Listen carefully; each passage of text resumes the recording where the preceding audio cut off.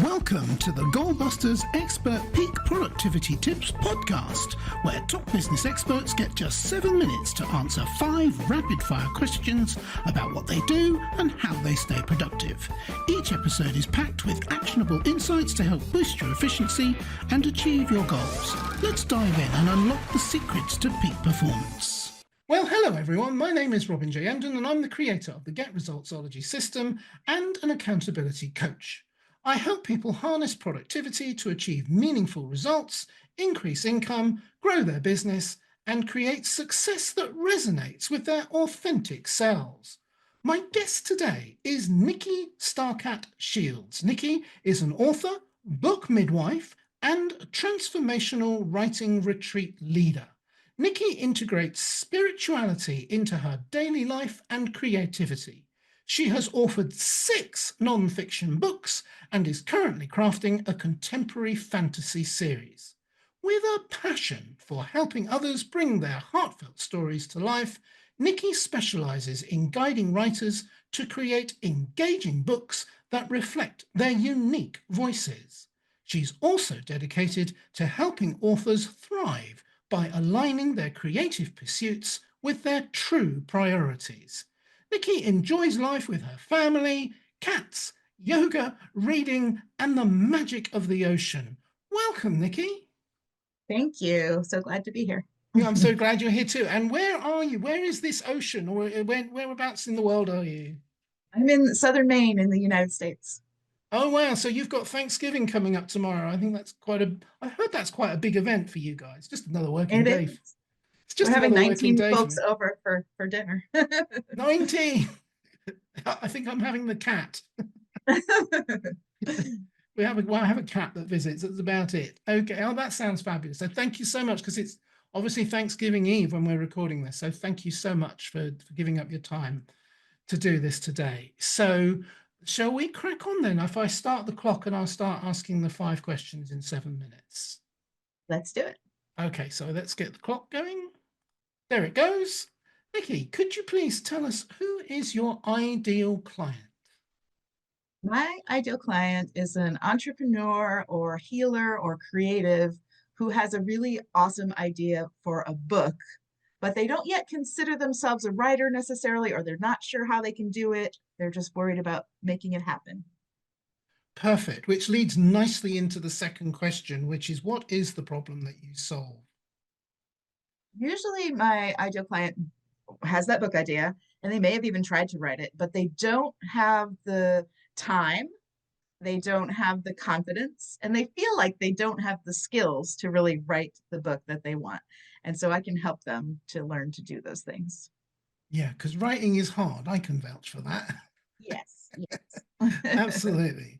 That's brilliant. Thank you. So you take them all through the whole process. Is that from the creative right through to publication, or is there a point at which you step back and say this is something you can do?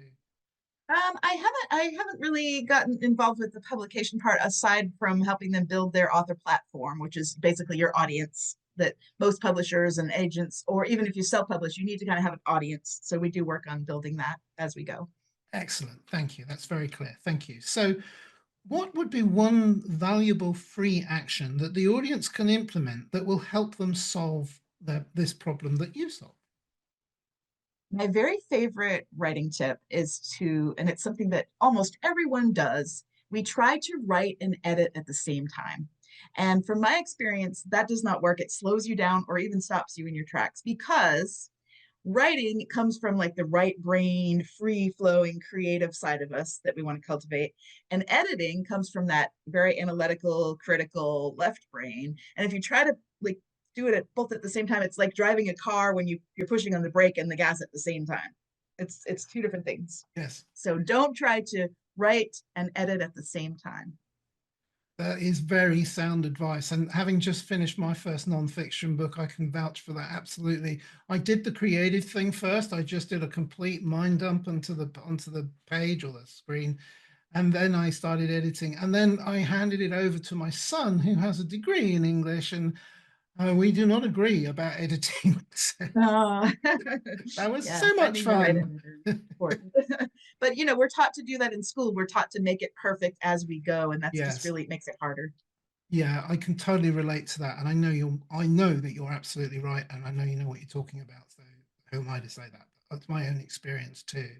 So now we know a little bit more about what you do, Nikki. Let's talk about goal busting, meaning how do you make the best use of your own productive time to achieve your own business goals, which for a writer, I know can be quite a challenging thing. So can you share any tips or advice for someone looking to improve their productivity habits, please?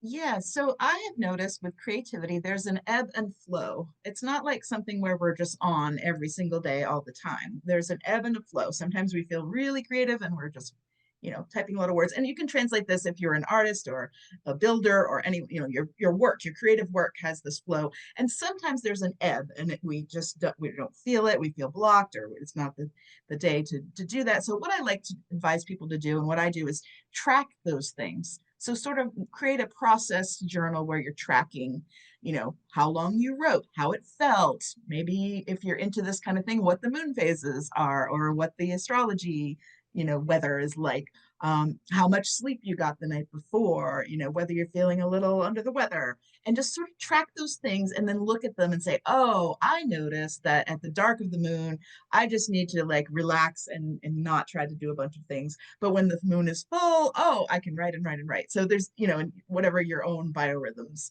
are, you'll begin to discover, those rhythms. And then you can embrace that and not just feel bad about yourself when you have an off day. Yeah, I mean, off days. I mean, it's something that I'm writing my book, a non-fiction book about procrastination. Of course, I came across people like the stories of, do you know Victor Hugo's story, the guy who wrote Les Miserables? I believe his story was that he got so far behind, he locked himself naked in his room and ordered his servant not to give him his clothes back until he'd finished his book.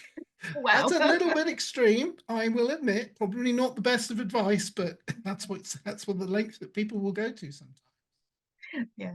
It also helps you to know your rhythms, whether you like to write in a whole day, just do the thing, or if you like to write a little, maybe an hour here and then an hour the next day. You can find your own what works best for you.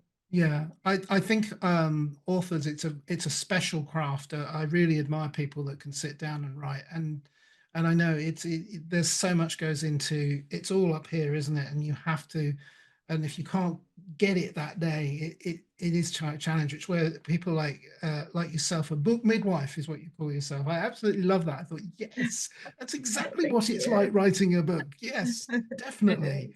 is. It So is. so finally, I always love this question because I never know what's going to come up, and it's always a surprise, usually a pleasant one. So, what should I have asked you today, Nikki, that I didn't? And your answer, please. Well, you mentioned in my intro that I integrate spirituality. And so my question for myself would be, how is writing like channeling? So channeling being like bringing in wisdom from the non-physical. And I think it's a lot like that because I think we all have within us a wellspring of creativity and we might not have accessed it often or much.